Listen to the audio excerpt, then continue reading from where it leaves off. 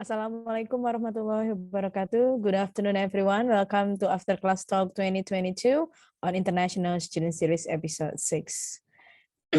Today we take a topic on digital transformations with the title The Role of Youth in Regulating in the Emergence of Digital Solutions.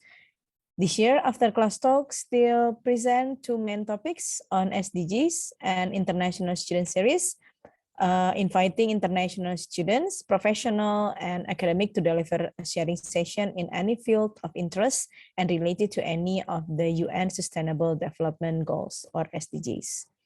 In this episode, there will be a sharing session from the student who will share their ideas on the role of the youth in regulating the emergence of digital solutions. My name is Anissa. I'll be the moderator for today. Thank you for joining us today, and I would like to welcome our speaker for today. We have Andrea Aleman from Honduras. Hello, Andrea, are you there? Hello, yeah, I'm here. Welcome to the event, Andrea. And thank you. Yeah, and also we have Hadijo from Gambia. Hello, Hadijo. Hello, Ms. Flo here, everyone, and thank you for being here. And also, I would like to welcome all international students and our students from Indonesia. Hello, everyone, and welcome. Now, I would like to tell you the rules of the event. I will show you the pictures. Maybe some of you already remember, yeah, the rules of the event, but I will read again for you. Okay, first, participants should turn on the camera during the event. All participants should turn off the microphone during the speaker's presentations and may turn on the microphone during the open discussion session. And then number 3, during the open discussions, all participants can ask questions to the guest speaker or to other participants. For those who want to ask questions directly to the guest speaker or to other participants, kindly use thumbs up icon on the reaction feature. Next, the participant can drop the question on the chat feature as well.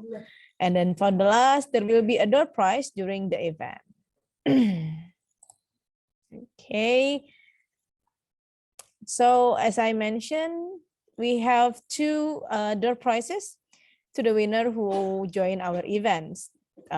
Two winners for the quiz, for the Kahoot games, and also for the best questions. Okay, so without further ado, we would like to invite our first speaker for today. We have Andrea Aleman from Honduras. She is a student from Hasanuddin University, majoring in marine science. Is it correct, Andrea? It is correct. Okay, please welcome Andrea.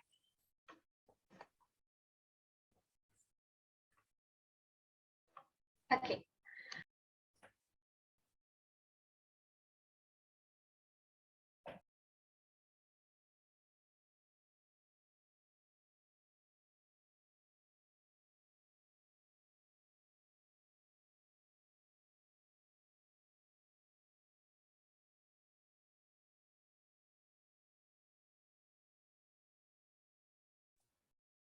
Okay, you can start, Andrea. Okay, so good afternoon. My name is Andrea Sofia Leman Garcia. I come from Honduras, and right now I'm studying in Universitas Hasanuddin. So today I will talk to you about digital transformation. This is a term that nowadays we hear a lot everywhere. So what is digital transformation? Many people, when they talk or hear about digital transformation, they instantly think of technology, which is right, but it's not entirely true. Digital transformation is the process of using digital technologies to transform the old business model into a new creative one. In other easier words, it would be that digital transformation is creating an entirely new business model on the backbone of technology. So why digital transformation is driven for? So technology and the increased availability of data is what drives the digital transformation. Technology, as mentioned before, is a tool that allows us to get the job done. It is a delivery agent, a solution, a cog in the machine. Data is important for defining the problem and understanding the context and desires around the problem to successfully design and implement technology. Data is the new currency of digital age. It helps organizations to identify new opportunities, make better decisions, and improve operational efficiency. A sum up of what I just said would be that technology represents the how of the change, but humans represent the why. In that sense, companies, they need to improve their customer experience, operational processes, and business models. They need to work to understand customers in a more detailed way, improving their internal processes, and also transforming their business by augmenting physical offerings with digital tools and services. One of the biggest challenges in building innovative data and digital products or services is that there is no one-size-fits-all solution.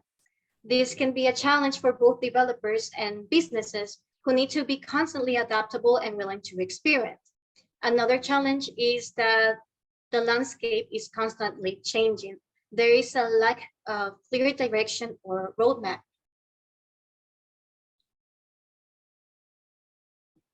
But even though the digital transformations may bring a big challenge for a lot of companies, it also brings a lot of benefits.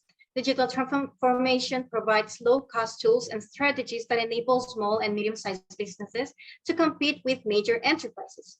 It also improves the customer experience that increases the productivity while reducing labor costs and drives innovation, keeping you ahead of your competition.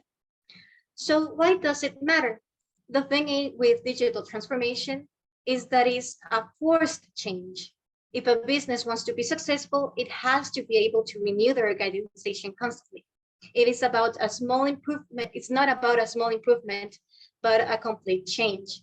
So businesses only have two options nowadays. It's either to innovate or to go extinct. The situation with this is that technology changes so quickly. Every year, every month, or every week, we have a new technology, but organizations do not change as quick. Therefore, there is not a technical problem, but instead a leadership one. We need to prepare future generation with the proper skills that encourages, inspires, and motivates employees to innovate and create the change necessary to shape the future success of the company. A clear example of our likeness of organization was the pandemic. People were forced to use their gadgets and computers as means of survival in order to substitute various in-person activities, but we were not ready. The pandemic brought up various consequences, including the unemployment and poverty, an increase of unemployment and poverty, but it also accelerated the digitalization. In the global e-commerce went up from 14% to 17% in 2020. Also in Latin America's online marketplace Mercado Libre, it sold twice as many items per day. In the African e-commerce platform, Jumia reported a jump of 60%. In China's online share of retails, it went to 19% to 24%. And in Thailand, there was an increase of downloading of shopping apps from 60%.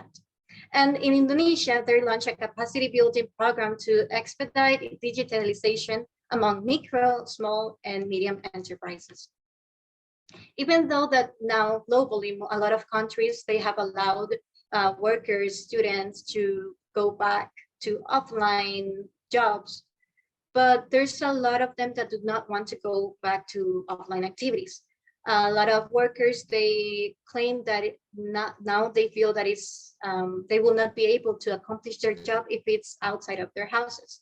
The thing is that there's nothing more comfortable than doing our work from home.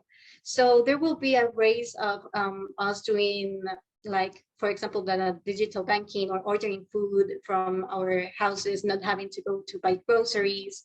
And that's just the beginning. We will continue to bring more things into this platform. So what is the role of youth in digital transformation? Youths are considered to be digital natives, which is right. We did not experience a pre-internet time. A commonly held perception is that being a digital native has automatically granted this generation with an intuitive understanding and ability to utilize all online platforms. And for many, this is the case. Digital skills, literacy, transformation, literacy and transformation give and will give young people, especially young entrepreneurs, many opportunities to offer services, to develop products, to make innovations, and to drive the change in their communities that they could not realize otherwise. But we are not born with these skills either. We have to learn them just as everybody else from elder generations. I do not doubt that it might be easier for us, but we still need more learning platforms with relevant content, as well as collaborative platforms to successfully help young people improve their leadership mindset, their networking skills, and at the same time, their productivity, confidence, and competitiveness. Not everyone has to be an expert on it, but at least all have to have like like the basis of digital proficiency. We are those leaders that nowadays business are craving for. We should not only be able to manage technology, but also have an adaptive and creative mindset to be able to create solutions in a constant changing world.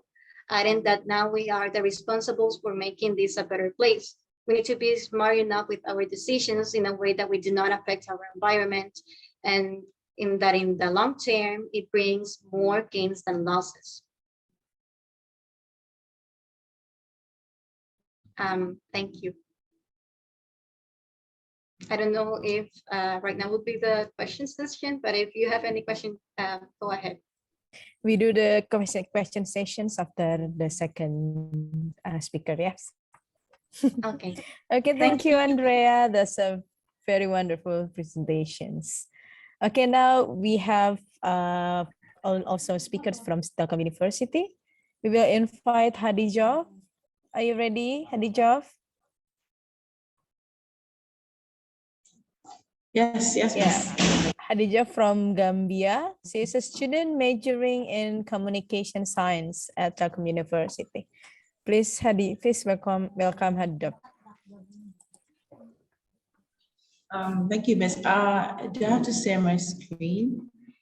Do you want to share by yourself or you need help? Yeah, just please share for me. Share. Okay. Yes, please.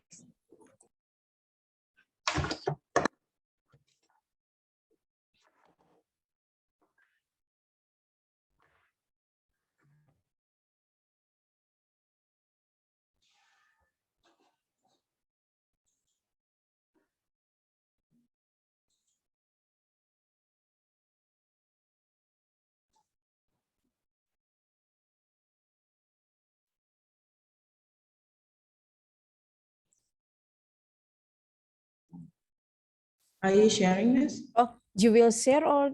No, share for me. You need help, okay. Yeah.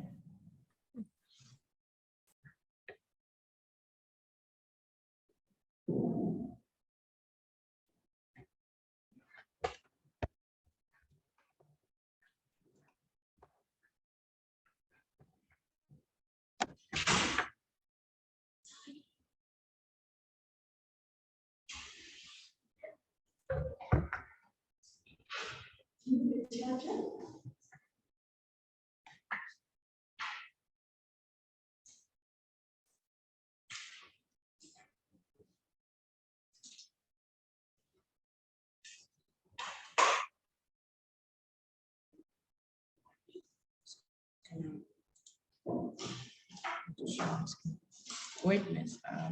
Maybe I can. Are you seeing my screen, Miss? It just popped that I could share. Hello? Yeah, I can see your screen. Okay. Okay. So I'll start now. Good afternoon, everyone. Good afternoon. Good afternoon. Welcome back to this International Student Series today. And I am very honored that you all could make it to this presentation despite the busy schedules. I am humbly thanking the students and also the international office staff.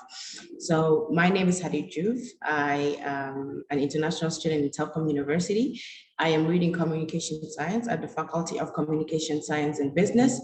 And today my presentation will be centered on digital transformation in youth. But before diving into the presentation, I would love to tell you who this presentation will benefit. The relevance of this presentation will be for youth, especially us that are in one way or the other involved or engaged in digital transformation, and also everybody, because digital transformation is not only for youth, it's for everybody since we live in a digitally organized world. So before getting into the presentation proper, I would just like to give you a definition of digital transformation, because without the definition, we can't really know the details that are in the presentation that are focused on digital transformation. So digital transformation is basically the evolving integration of digital technologies. These are the tools that we use in our social lives, our economic lives, and our cultural processes and structures. This is just to ease our work at the workplace and also our schools.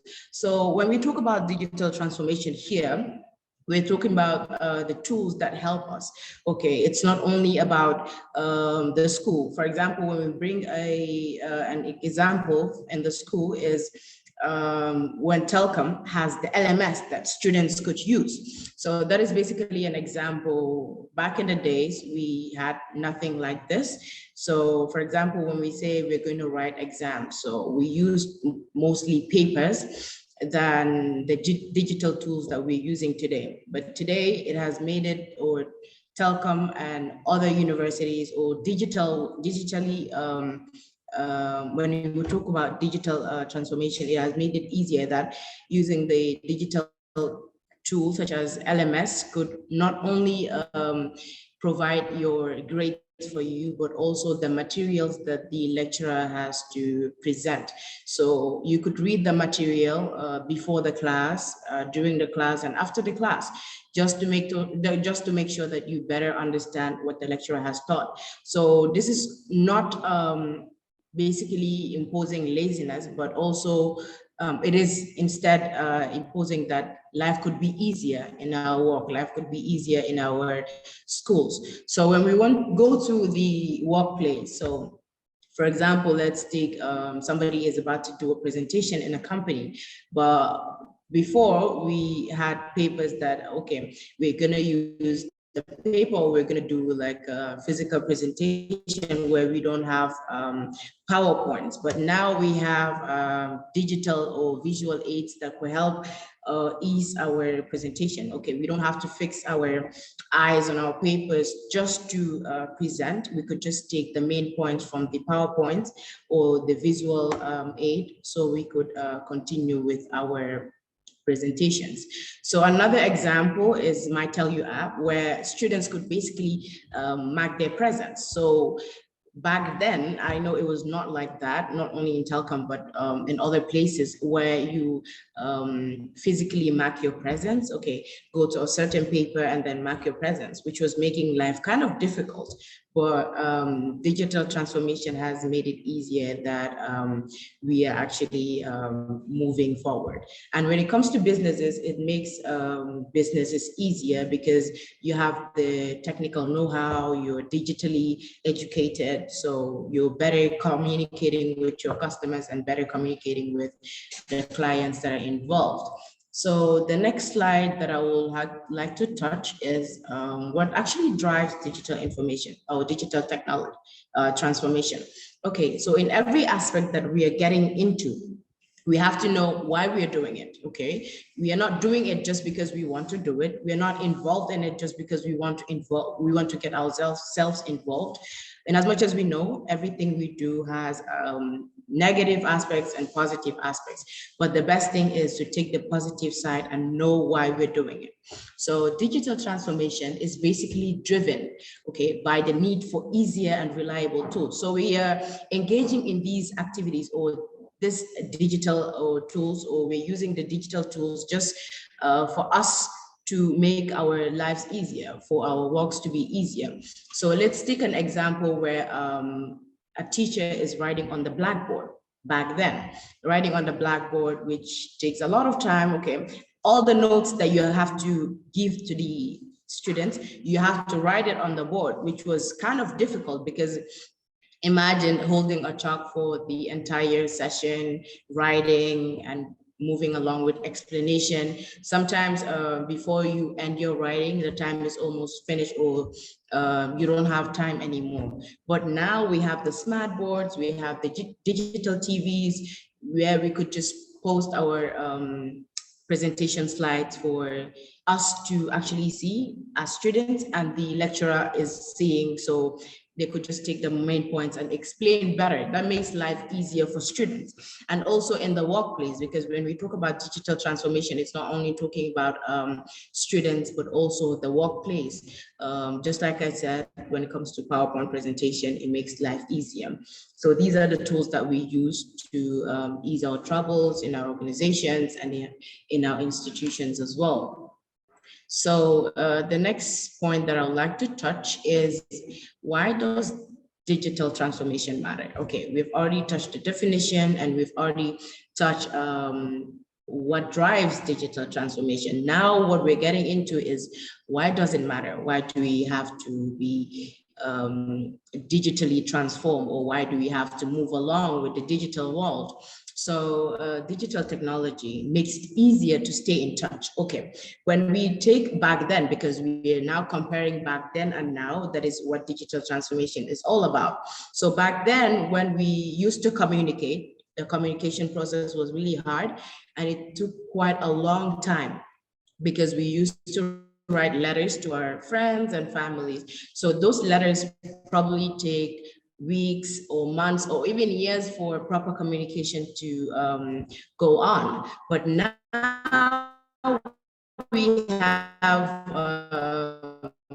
the WhatsApps, the Facebooks, app, and send and receive messages in just 1 second. Okay, 1 minute, sorry. So in a minute, you could send a lot of messages or receive a lot of messages. Same goes to talking with your family. Okay, somebody like me who's from Africa, I'm from West Africa. I don't know if I said that. I'm from West Africa. So West Africa is so far from Asia, okay? But digital transformation has made it easier, because I am using WhatsApp to talk to my family. They could see me face to face as if we're physically chatting.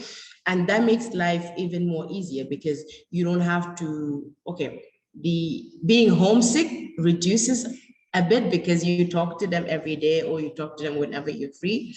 And also you message your friends and families, and that makes life easier. Sharing websites here makes life easier, because sometimes you want to do something and then you don't have the digital or the technical know-how, but somebody might just teach you. And this is all digital transformation, because these are not only taught in the ICT departments, but in schools as well. So websites are being shared, apps are being shared, and all of these, they need tools, and all of these, they're tools that need digital knowledge. So when it comes to socialization, okay, this is the best part, because we're not only using these tools just for the sake of it, we're using it as well to socialize. Okay, we don't want to use it for the sake, okay, I'm just trying to send a message to my friend or a message to my family. Okay, hello, this is what I want to say and blah, blah, blah. And then that's the end of it. That's the conversation. We also want to socialize. We want to socialize with friends. We want to socialize with other people in other countries and in other continents. Okay, let's take COVID-19 as an example, because when COVID-19 came, the stress was too much. There was a lot of frustration, because imagine being locked up in a room or being locked up in your house for months is really, really, really frustrating. You're not working, businesses are shut down. The coffee is the worst part of it, because you don't even go outside to take some fresh air. You don't walk anymore. The income is low. You're not eating what you're supposed to eat. And even some people gain a lot of weight because you're not active. Probably you're not walking to go to work, you're not doing your exercises. But digital transformation has made it easier because a lot of people could socialize on the internet. Okay, we had like coaches that do exercises on the internet that people could follow to stay active. This is just the health part of it. So we had, actually COVID-19, when it came, was when TikTok got famous, like more, because you're locked up in your room, you don't know what to do, you don't even have something to do. But TikTok was there for people to make videos and laugh and share their emotions and take the negative aspect of the pandemic and bring in the positive vibes. And that is all that digital transformation is all about, because I know a lot of people who did not know how to use TikTok actually learned how to use TikTok for that time. And also when it comes to socialization. So now we don't have to attend physical conferences, right, to socialize. We could just socialize on the internet. We could socialize with our partners from other workplaces. We could socialize with our partner universities. Like Andrea is from another university and I am in Telcom, and Telcom is hosting this thing. But digital transformation has made it easier for us to connect, and the Zoom meeting says it all. So that is the thing that is most important. And also it improves the learning experience for not only students, but also teachers. Because in as much as you're the teacher, you're the lecturer, we were supposed to think that you know, and then you're instilling those that knowledge in us. But you learn from students, okay? This is a learning platform where students could learn from teachers more, and teachers can learn from students, because there's some ideas that are being brought up that you could basically learn from and improve yourself. And interacting. Okay, we're not only coming to class, we're not only using our digital platforms to just send and receive messages, like I said, to just have fun, but we're there to learn and we're there to interact. Okay, when we say that the internet does more harm than good, that is true, but it depends on what you spend your time doing on the internet. Okay, if you spend your time doing a lot of things that would not benefit you, then you see the most negative side of it, even though we know that there are much negative sides. But when you spend your time doing most important things, like the education part of it, the parts that will increase you in probably knowledge and also experience, then you see the positive aspect of what digital transformation is all about. So let's talk about the role of youth in digital transformation. So as youth, we are the most important people in all of this, because probably the old ones are just going and they don't need it as much as we need it. But being in a digital world, now everything is controlled and everything is handled by digital technology. We need to know how to do it. We need to know, we need to have the digital know-how. We have to know the technical know-how for us to pass through all of this. And one of the things is, before we have a role in digital transformation, we have to be connected. Okay, all of these things that we are saying, okay, using the platforms, using websites, using tools, we have to be connected first, because everything is controlled by the internet. You need the internet to do all of this, and you need to be connected using a Wi-Fi or data to know what's happening. Then you don't only get connected to be involved in all of this, you need to have access. Because when we take an example of probably the e-gracias on in telecom or the LMS or every tool that we're using to make life easier, you need to have access to it. Your information have to be registered on it, and the system recognizes you. So it's not about only connecting to the Wi-Fi or connecting to your data to get involved, but you need to access it. And it's just like being or unlocking something. Then after the process of accessing, you need digital literacy. So digital literacy is talking about the skills that you need to have to access or to know the importance of digital transformation. Okay, one of digital literacy skills is the awareness skill. You have to be aware of what's going on. You need to know what you're going to expect in the world of digital transformation. You need to know, you need to be aware of all of this. And another thing is evaluation. You don't just click on everything you see on the internet, or you don't just use every tool that you see, but you have to evaluate. The first questions that comes to your mind or should come to your mind is this reliable? Is this source reliable? Is what I'm using benefiting me? You have to evaluate all of this. Will it get me into trouble? Will it be useful to me? Will it serve as an educational tool, or will it serve as an entertainment tool? We should put all of this in consideration, being it a whole of digital literacy. Then when we have all of this, because the digital literacy we need to have, even if we're going to school before the work, because if we don't have digital literacy skills, then we can't do most of our work, because most of our work is digitally controlled. Then after having the digital literacy, then that prepares us for the workforce, because nowadays you can't just go in the workplace with an empty head, not in knowledge, but in technology. You need to have at least the basic skills to get there. Okay, so let's say, for example, you're applying a job as a probably a journalist, but working somewhere, or a lawyer.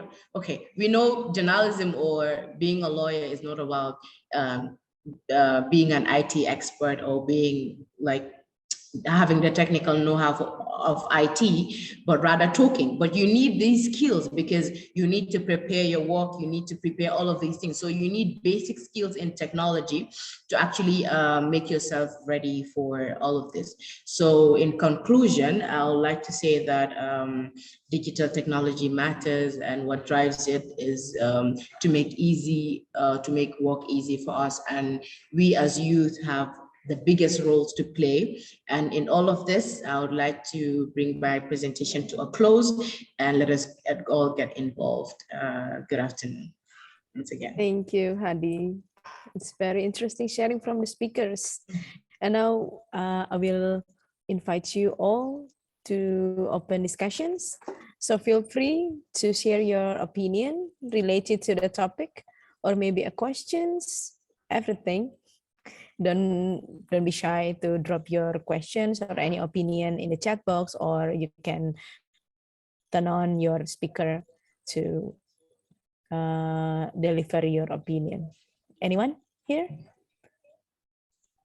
Maybe an IT person, IT students want to share their knowledge about the digital transformations. Anyone here? Interesting to share their knowledge about this? Or a participant? Carlos. Okay, Carlos. Do you want to? Like comment. Can you open the camera? Oh, the comment? Sorry. Right. Yeah, Carlos. Yeah. My voice is clear. Yeah. Thank you. Because the first is this topic is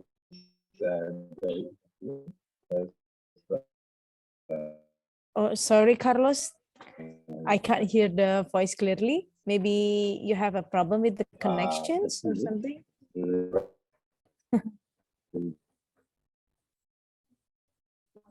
So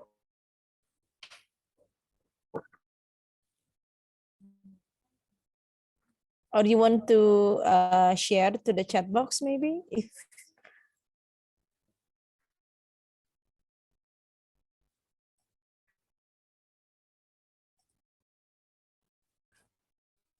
Are you still there, Carlos? Okay. Right. So we go to Abdallah maybe, yeah. Abdallah, you want to share your opinion or questions? Please, yours. I have questions actually for the presenters. Okay. Yeah, selamat siang. I hope all of you are in good health and yeah. So actually, I have, I think, 2 or 3 questions. The first question is about we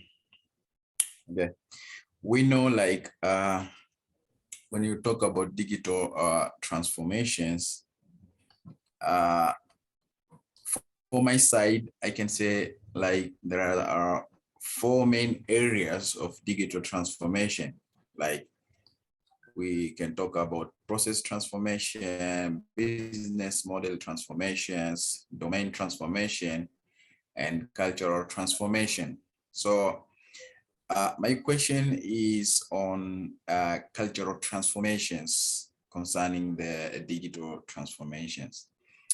We know like the issues of digitalizations bring people together, like whether you are in Africa, whether you are in Europe, whether you are in Asia, but as long as you are using digitalizations, people become together like it's like in one village, right? So for these issues, for those presenters, maybe they prepared well, like how do we, my question is, how do we like prepared ourselves for the issues of cultural transformations to make sure that there is no disadvantages for the society, for the communities, as we know that some of the societies, they still prefer to preserve their culture, their value, right? So for the issues of digital transformation, how do we make sure that when we do cultural transformations, we make sure that we preserve the same value, we preserve the same norms and cultures of the specific society? So that's my first question for the presenters. Anyone who feel free can answer. But for the second questions, I think this is go through direct to the second presenters because actually I am from Tanzania in East Africa and she's coming from West Africa, I think. Yeah, we are almost nearest countries. So my question is, we know in Africa, most of African countries, we are lag behind for the digitalizations, like, or digital transformations. So how do you plan to communicate the changes to the African countries, African youth, to make sure that they actually, they become the front for the issues of digitalizations? So in your preparation, like maybe you can tell us how do you plan to communicate the changes to those African youth, and also I think Indonesian youth, Asian youth, how do you plan to communicate the changes? And the last one, we know like digitalizations or digital transformations, yeah, we really like every day to increase the technology, right?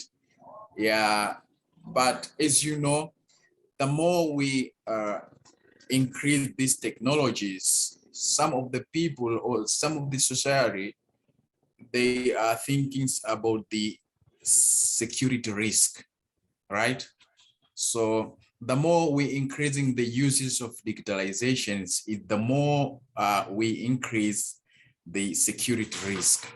Like some people, they think about that. Maybe most of us, they think that. So how do you prepare, like as an intellectual and for the leaders for the coming generation, how do you like prepare yourself and for the community to make sure that the notions of increasing digitalization is increasing security risk? How do you make sure that these notions, for those people who thinks about this, you are going to eradicate, or you are going to make them believe that increasing digitalization is not increasing the risk, security risk for the society? I think that's the only question I have for now. Thank you for listening. Okay, Abdallah. Well, you have a high curiosity. Yeah. Oh, yeah. So, Abdullah have 3 questions from for the first digital transformation related to how to prepare cultural transformation. Is it correct? Yeah. How do Yes, we and make then sure the that? second, Yeah. the second one for special for Hadijov, respond the communication changes and digital transformation in Africa. Yeah. Is it? Yeah, and then the number 3, the security risk, high security risk because of the digital transformations. Okay, maybe Andrea first, yeah? The first questions, Andrea? Andrea, are you there? Yeah, I'm here. Yeah. So the first question, correct me if I'm wrong, is like the preservation of culture in the digital transformation era, right? Yeah. So the thing is that yeah, changes is forced everywhere. Like if you like it, the globalization, it's happening. But we cannot like, of course, there are like bad parts of it, but we can take also advantage of it. Like nowadays, like Hadi, she was mentioning TikTok, right? Like I sometimes like when I go scrolling, I see a lot of people like posting about their cultures, and people in the US, like the Native Americans, they constantly talk about the correct way to use terms, or the correct way of to respect their culture, the correct way of visiting their lands. So this information maybe like we would not be able to retrieve it in our normal lives before. Like we will not go to Google how to respect the other cultures from outside. But now like we get this in our feed, like so easy. Like even if we're not looking for it, like it will appear for us. Like we can educate ourselves so easily. And also it depends in what we're interested, right? But like in how the TikTok works, it usually like it puts you a lot of random stuff until it finally gets like your content. So the thing is not like going just against technology, but like somehow embrace it to our culture and making good use to it, I think. Okay, thank you, Andrea. Any point of view from Hadi? Yeah, sure. Thank you to I think it's Abdullah, for asking the question. So I would, my simple answer for the first question is just change. Okay, change. We have to embrace change. Not change in a bad way, because we're talking about culture. We can't change culture, but we are going to change in the ways we do, because you don't have to be stagnant. Okay, we know that digital technology or digital transformation is here not only to help us in what we do, but the negative aspects of it that takes away our culture.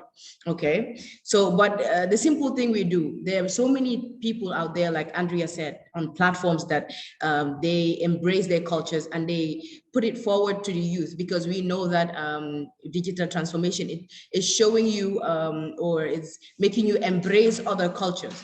Okay, there comes a time where people are embracing other people's cultures just because of what they see on the internet.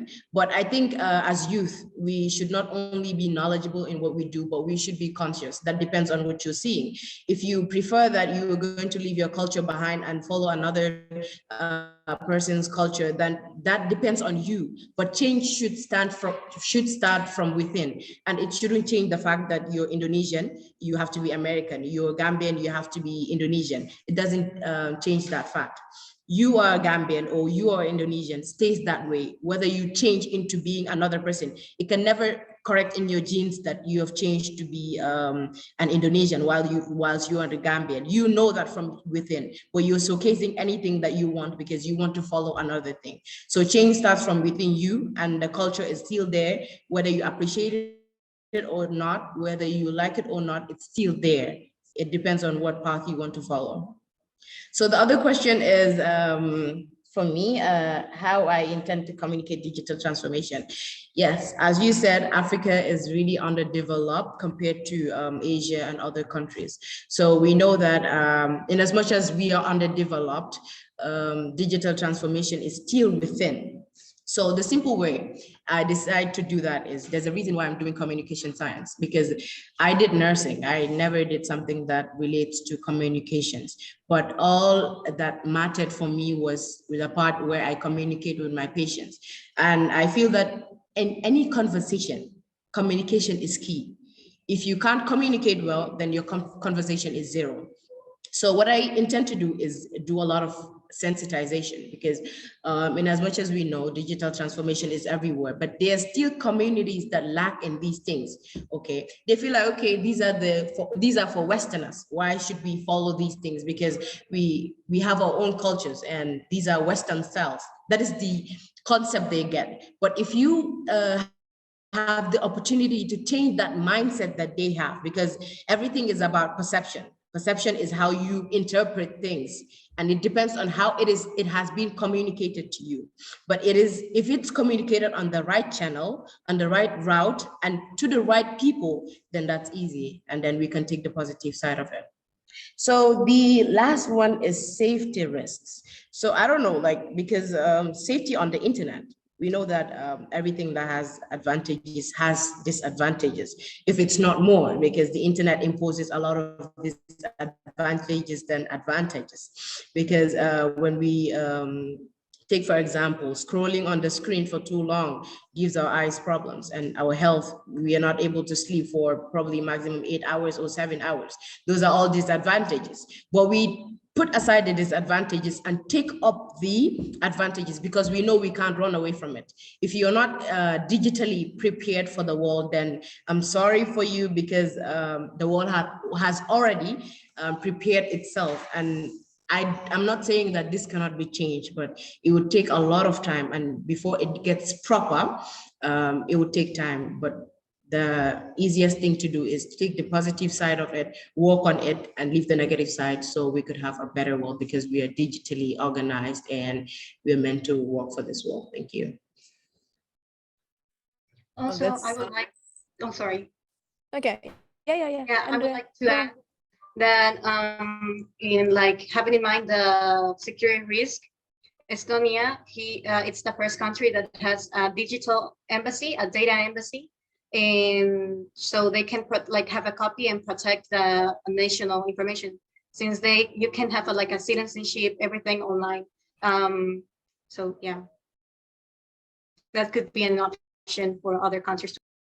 I love to add, that is why I mentioned digital literacy, because if you're concerned about your safety risks on the internet, then you should be digitally trained, because you're not viewing everything for the sake of it. Okay, know what you're viewing, know what you're doing, because some of the posts that you post on the internet might get you in prison. Okay, depends on whose comments section that you've entered. Okay, and depends on whose comment you've replied. So those are all safety risks. We can't run away from cyberbullying. Okay, cyber criminals are out there to capture all of us. Sometimes they sit at their corner and then tamper with our information. Sometimes we don't blame the servers that we're using, because they're also hacked.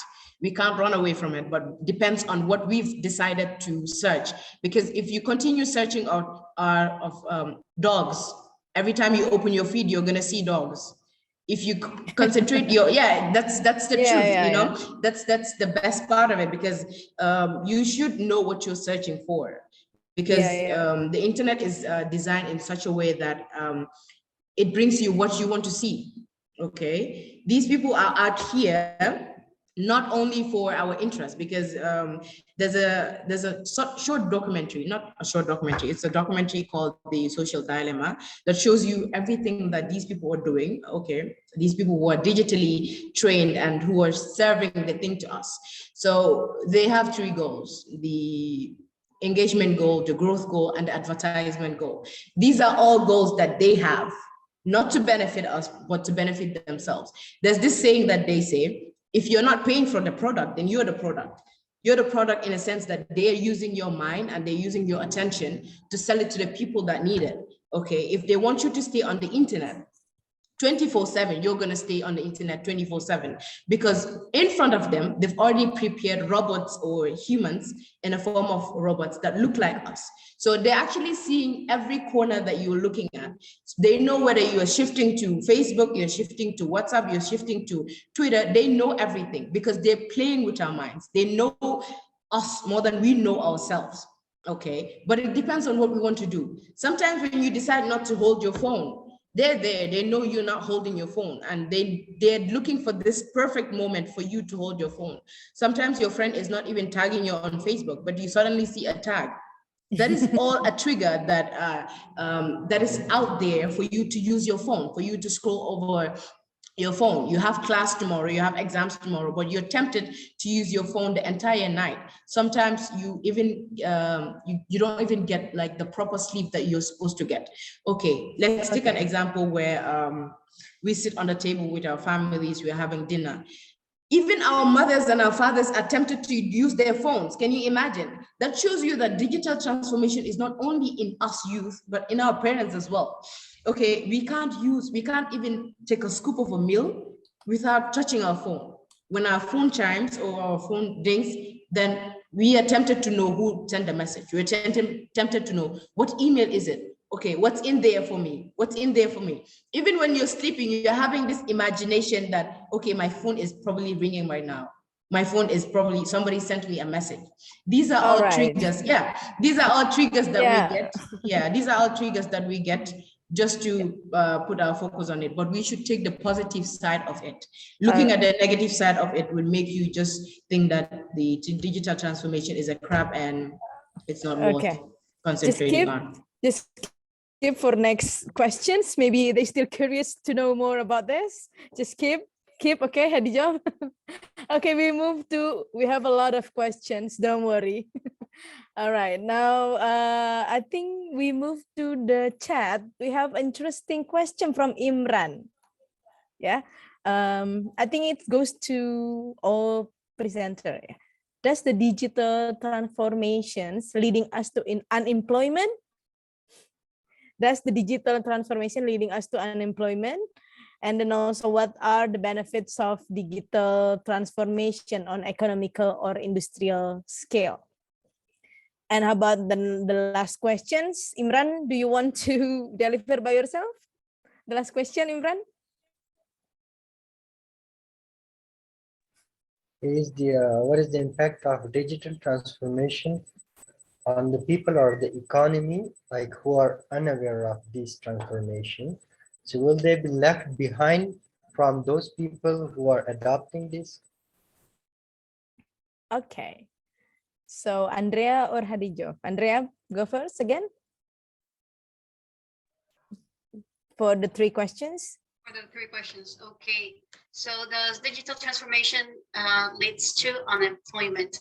So yes and no, because it leads when a new technology is introduced to a certain area, yeah, there will be unemployment for the for some people, but it also creates new jobs like in coding, creating new management, marketing, a lot of stuff. So the people that is more affected is the people that do like the people call it like in my country, in Honduras, we call it the cheap job, because it's the one like the people who are the ones who get the cheapest payment out of doing sewing clothes or that stuff. So that's the people that will be affected the most. But then the people that do have the resources and have that privilege of studying and going into the other area, those will get the benefit. So will it create a big gap between developed and undeveloped economies? Also, yes. That's one of the biggest things that have been criticized a lot in globalization, because even if we do not with the digital transformation, like smaller companies, they have like the opportunity to compete with bigger enterprises, because they don't necessarily need like a building to sell or something. They don't need like a physical place for them to work. But also somehow all of the companies, they monopolize like the things. Like, we don't buy cell phones from cell phones built in our countries. We buy cell phones from other places. We might sell like the primary stuff like wood or like some food, but like we will send it maybe to the US. The US will create the furniture and it will come back to our countries, so we can buy these things. So it makes a bigger gap between undeveloped and developed countries, making the richer countries richer and the poorer countries poor. So yes. Okay, how about Hadi? Hadi, for the three questions from Imran. Or maybe any opinion, guys, related to the questions, you feel free to share, okay? So I think the first one is benefits of digital transformation and economic or industrial scale. So probably it has benefits. When it comes to the benefits, we can take agriculture as an example. So when it comes to agricultural sector, okay, this is a sector that adds to the economy of a particular country. When it comes to agriculture, we have the tools that they use. Probably, for example, the tractors that they use to go around the field or make the crops grow and all of that. And that is all handled by digital transformation, because those are digital tools that are invented for it was never like that. We use man force or manpower to do all of that, but these tools that we're using makes work easier, and also is digitally programmed, and makes probably if you're growing like 100 bags like every year, probably with the digital tool you can make probably 500 bags of crops or any other thing that you're trying to grow. So yes, that is one of the benefits. So what is the impact of digital transformation on people who are unaware of it? Will it create a big gap? Yes, like Andrea said, it will make the richest countries richer and the poorest country poorer, because since we live in a digitally programmed world, everything is digitally handled by the tools that we use. So if an underdeveloped country decides not to, because it depends, you can be underdeveloped. We know like digital transformation is handling the world, but it doesn't mean you're performing less. Probably you're coming up. But if you're being led by countries who are rich and also involved in digital transformation, then there's a big gap, because there's no way that they can reach there unless they would have to be aware of the skills and the tools that you have to use to match with those things. So I don't know. I haven't seen the last question. Yeah. I've just seen just two. Yes. Any opinion maybe related to the questions, or any questions? Oh, I saw Carlos and Alexandria raise your hand. Mr. Carlos, you still want to ask the questions, Carlos? Carlos, are you still want to ask the questions?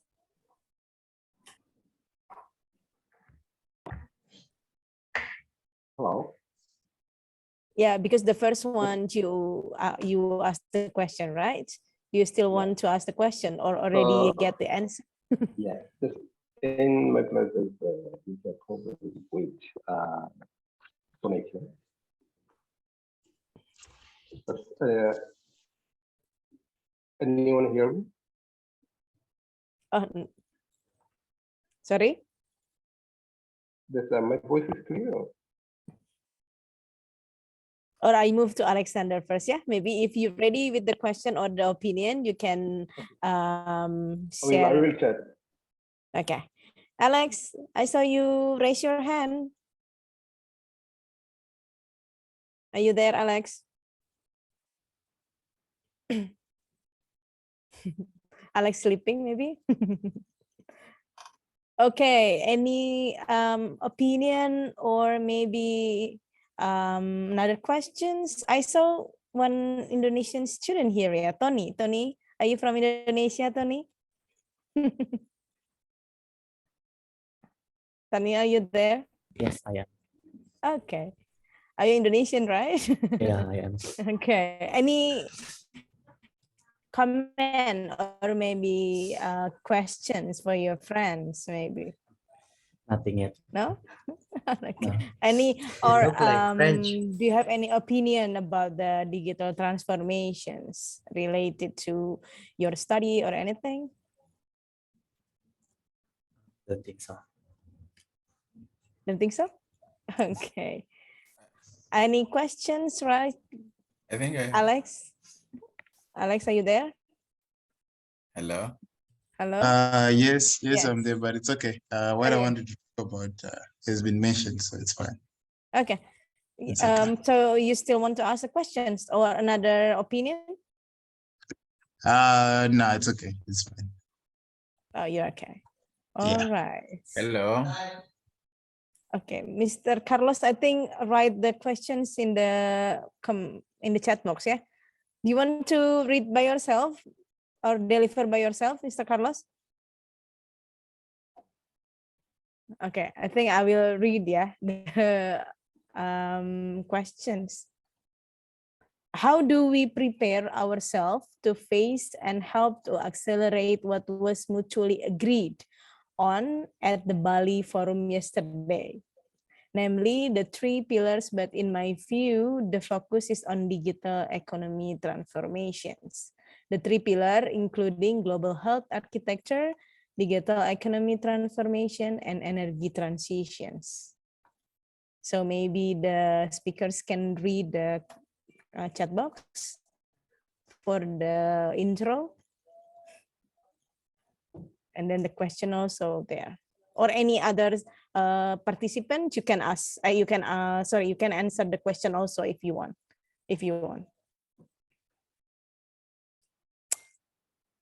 Okay, Abdallah, I think you raise your hand. Okay, you can unmute yourself. Actually, for me, I just want to add something on this topic, but first let the presenters to be prepared with the answers from this question first. Okay. Okay. So maybe any comment for the questions from Carlos, maybe Abdallah, related to the questions in the chat box? I just read the question. Okay, just read. First. Okay. Maybe later. Hadi, are you ready? I will have. Oh, yeah. Okay. I'm actually learning something because I was interested what was being talked about at the G20 summit. Okay. Yeah, so now I know That's these good. 3 things were mentioned. So basically, when it comes to health, global health, because I have like a little knowledge about health, so I was in the Maybe health system. digital. So Carlos mentioned digital economy transformations, not the global health one. global health. Right. Yeah. My He comment asked is his point of view is on digital economy transformation one. Maybe any opinion about that, Hadi? Digital economy transformation. Yes. Well, if I remember, I talked about. You mean boosting the economy of a particular country, right? Mm-hmm. Yeah. Well, I think I already mentioned that, saying the agriculture part. So that was one of it, that it could like probably help. When it comes to the health system too, it could boost the economy because not every hospital probably is free. You get to pay, but in the services, what they use is the devices or the tools that make work easier. For example, back in my country where I used to work, it's called MRC, Medical Research Council. So they use this particular tool that is called medical medical records that are meant for patients. So it's not only about the patients or the doctors or nurses. It makes work easier because they're able to record probably patients' vital signs, maybe blood pressure, height, weight, everything that the patient is going through, their illnesses. So it's a means of communication between health workers that are involved in that particular situation, because you don't have to wait for your colleague to come to work before you leave work for you to actually tell them what happened to the patient. You could just come, read the notes. Okay, this and this is what is wrong with the patient. This and this medication is what was given to the patient. And that is all with the help of digital transformation, because it makes work easier. So yeah, in that aspect, it's boosting the economy and making life easier for patients and health workers. Okay, Andrea, any point of view for these questions? Yeah, but I don't know if the sound, because I'm a before, okay. not before, like 1 hour, I don't know. Okay. So in digital economy transformation, so in this case, the e-commerce, like I would like to use Grab and Shopee as an example. I love so much the design of Grab, like that. What can you do? Like in Grab, you have the Grab bike, food mart, car, espresso, pulsa, just the packages, health offers. You have everything, bills, Okay. clean, fixed gifts. So the thing with e-commerce is that, like in Shopee, we prefer to buy our clothes. It's like I prefer more like looking through hours in my computer and finally buy something from them than go into to a mall and buy it for myself, because usually it's more expensive also in the malls. So we, as a customer, we go for that one that offers a best service. And even like we have right now here in Indonesia, we have Maxim, we have also Gojek. Most people tend to go either for Grab or Gojek, even though that Maxim is cheaper. The reason for that is that Maxim still does not offer this, does not have like good customer service as Grab and Gojek does. Like the communication between the delivery man and you is quite difficult. It takes a lot of time, or sometimes if your cell phone turns off, or like something that the order cancels itself. So we go for Grab because it's easier for us. It offers the best customer service. So that's what will turn into, like we will find easier ways to do our stuff. Like while we order food ourselves, we can be working, I don't know, in our project, in our homes. Like we don't have to lose that time to go out by ourselves and buy our food. It's way easier when we have someone else doing it for us. So that's what we should expect. Okay, so digital economy transformation means give us the convenience things, yeah, close, make the seller close to the customer. Okay, I saw Imran and Abdallah raise hand again. Anyone questions or anything? Oh, Alex also. Okay, maybe Abdallah first. Abdallah, what do you want to say? Opinion or question? Like, no, maybe I can add for this this question, like for the issues of health and economy, digital economy transformation and energy. But actually the basic question is, what am I asking is, how do we prepare ourselves to face and help to accelerate what was mutually agreed on the Bali Forum yesterday. So actually, to be prepared ourselves is like what we are doing now, like gaining knowledge, discussions, like knowing what is positives and what is negatives and what is going to help us and what is not going to help us.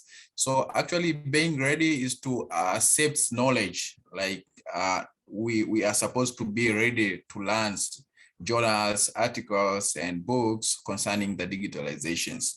And finally, if we get knowledge, what we are supposed to do once we go home, or actually we have to share the knowledge to our societies, like our parents, our neighbors, our classmates.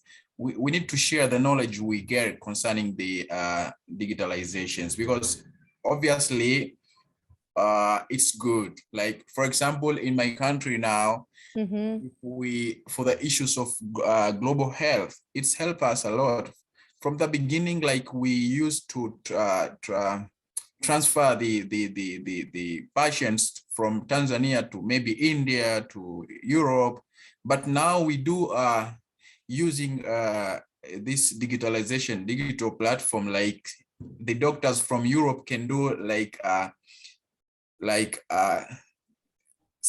can serving the patients using digital platform. So it could be easy. It's not necessary anymore to transfer the patients to different parts of the world. So they can do treatments in our country by using digital platform. And also for the issues of digital economy, actually now every country is, like many countries, is much like emphasizing, but also benefits on the issues of digital economy transformation. Like now everything is done online, like the business, marketing, and everything's like, if you need like product from like China's or Europe's or India's, it's just opening your laptop or your phones and doing everything's online.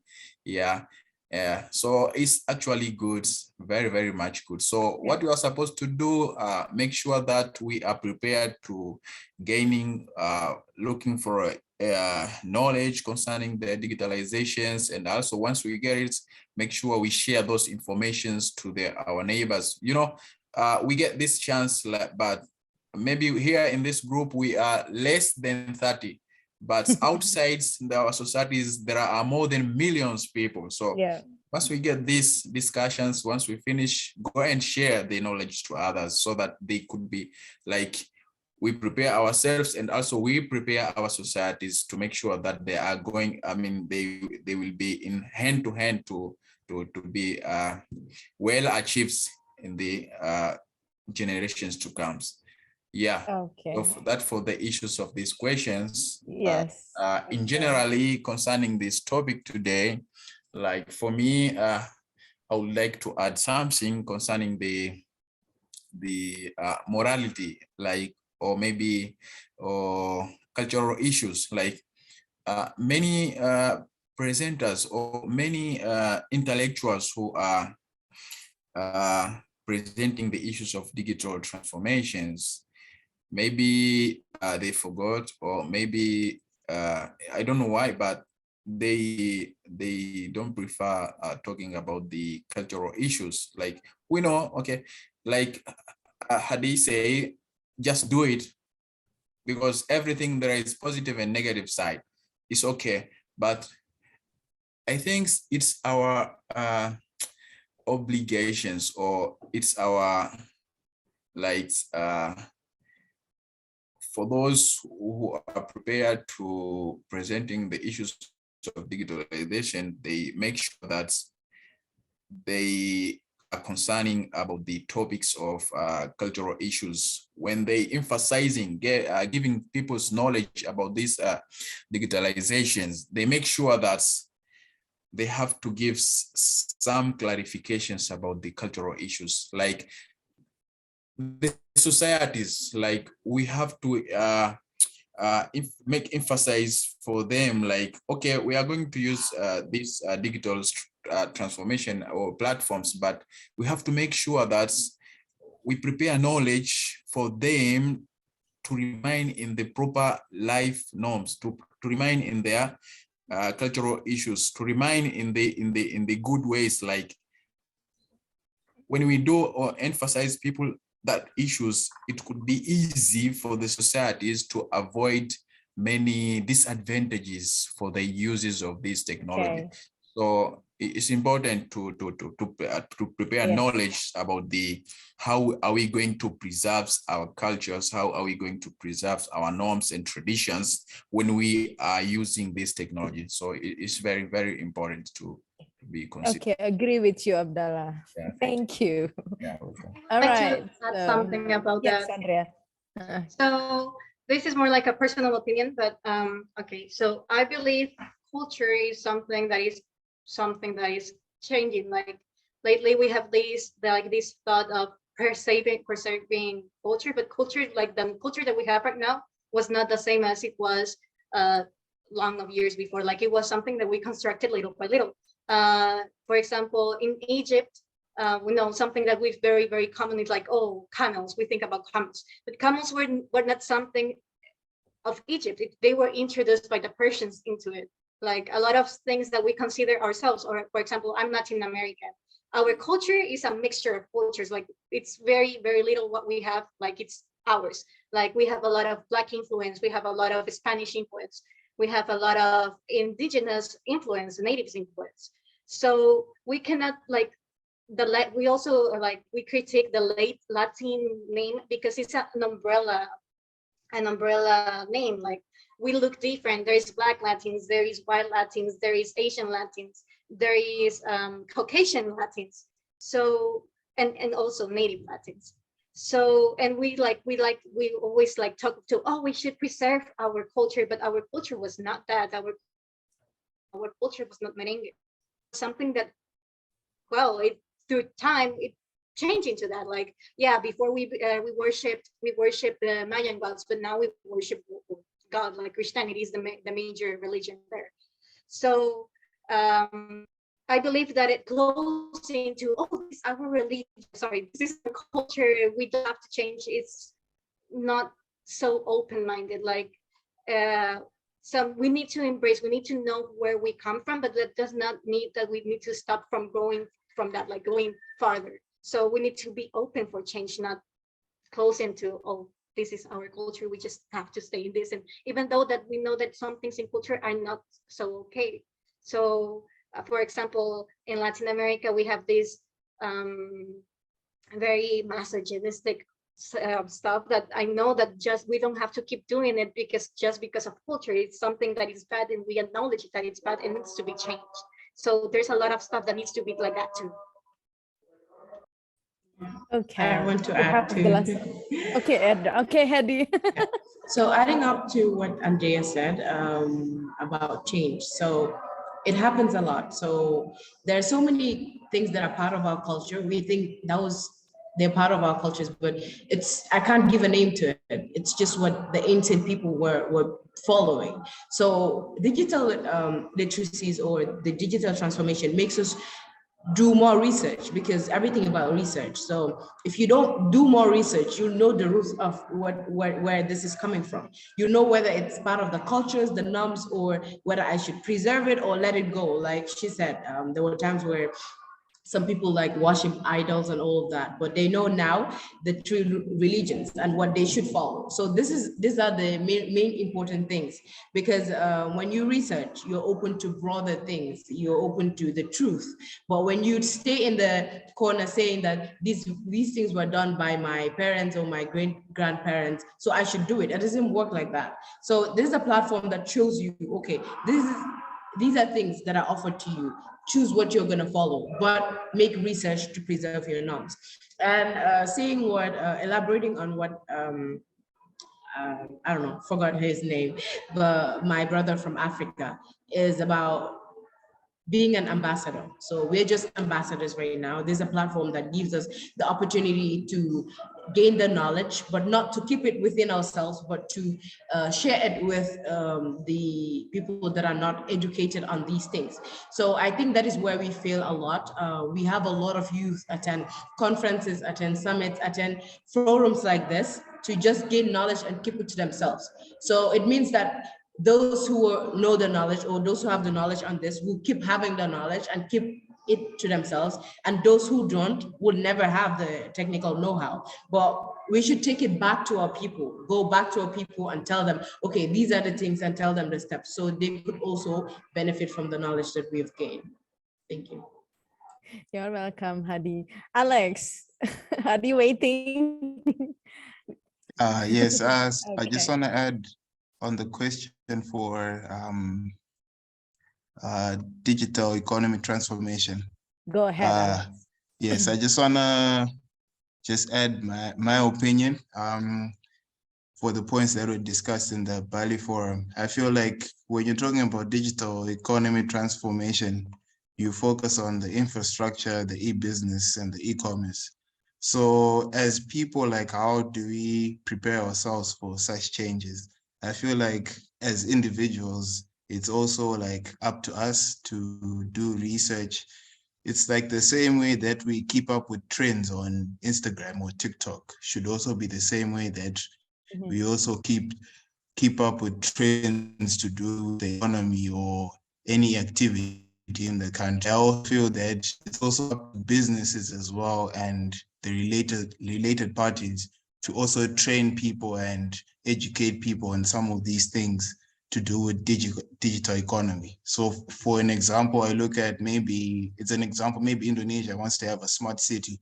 It's up to the government or the related people in that sector to educate the people of the benefits of the smart city. Maybe they want to say cars will be driving themselves or there'll be no pollution. People don't actually know some of those topics or some of those areas. So it's sort of like a two-way thing whereby individuals have to educate themselves and also the related parties also give information to the people. Yes, that's all. Thank you. Thank you, Alex. Oh, all of you are great. I'm happy to have a discussion with you all. Thank you. For Hadi Juf and Andrea Aleman, thank you for sharing your experience and also your knowledge about our topic. And also all participants, all of you are great. Thank you for the very nice discussion in the afternoon. So as I mentioned earlier, we will give you 2 door prize during the event, right? So now we move to games. I hope you still remember what the speaker deliver and then speaker presentations. We will play Kahoot games, and some of the questions are taken from the speaker presentations. Okay, let's open the Kahoot. Wait, hang on. Nah, we're not supposed to play, right? All right, so please join, open kahoot.it, and then please write down the 5863424 for the pen. I hope all of you join. Speakers can join, but if you know the answer, yeah, you cannot answer, yeah.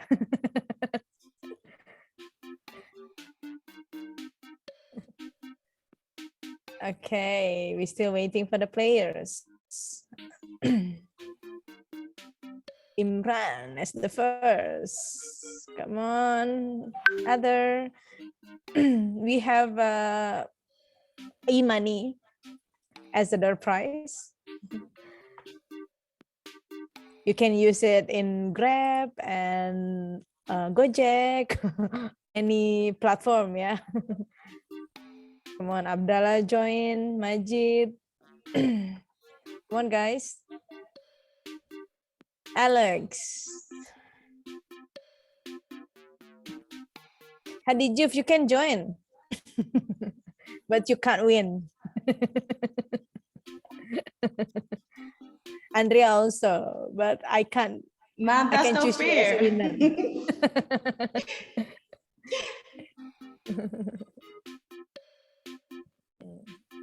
Okay. We're still waiting.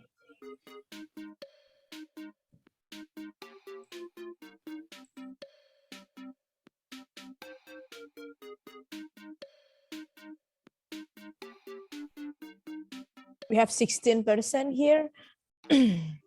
Only 7, 8. Okay. Carlos.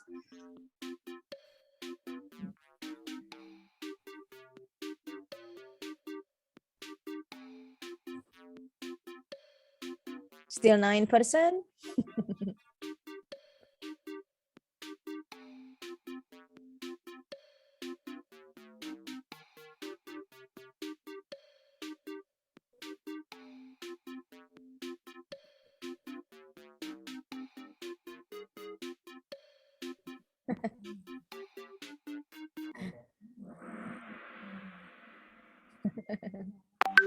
All right, let's start.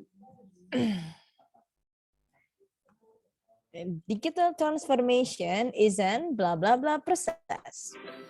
We have agile process, flexible, complicated, ongoing.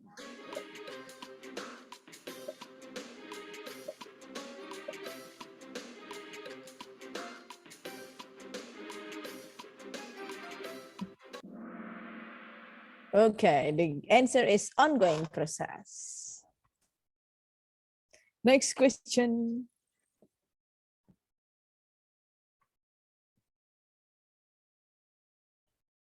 Okay, Dija. The biggest barrier to innovation in digital engagement is not technology, but culture and lack of imagination, culture and lack of integration, culture and lack of implementation, or culture and shock.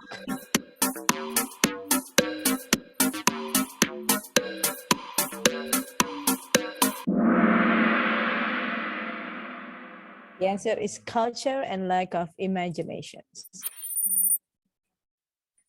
Wow, Dija.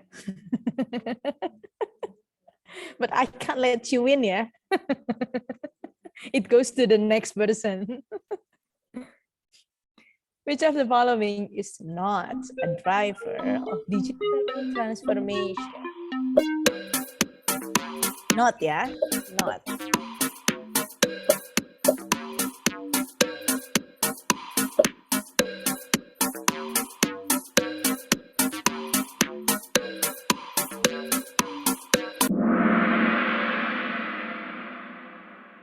It should be generation N. It's not, yeah, not. Wow, Hadi is still the first. Is it strategy that drives digital transformation? True or false?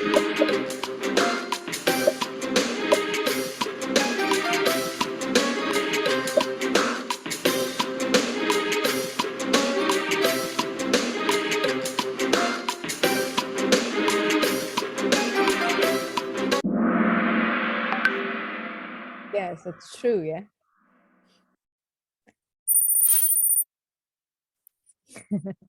Sayed Musafi now. Okay, 5 questions. The fifth question. What industrial revolutions are we experiencing right now? 1, 2, 3, or 4?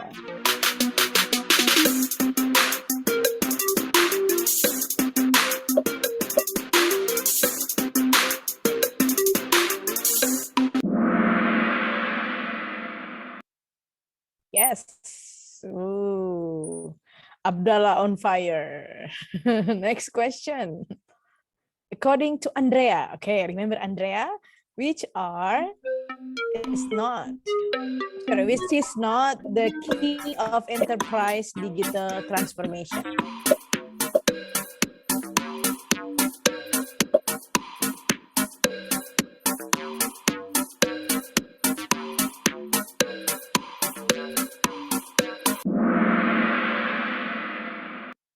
Capital, of course, yes. Ooh, Imran on fire. Next question. Oh, the last questions. Hadi Juf explained that digital transformation makes learning effective and interactive, easy to meet people, make everyone hate each other, or help people to find unnecessary information.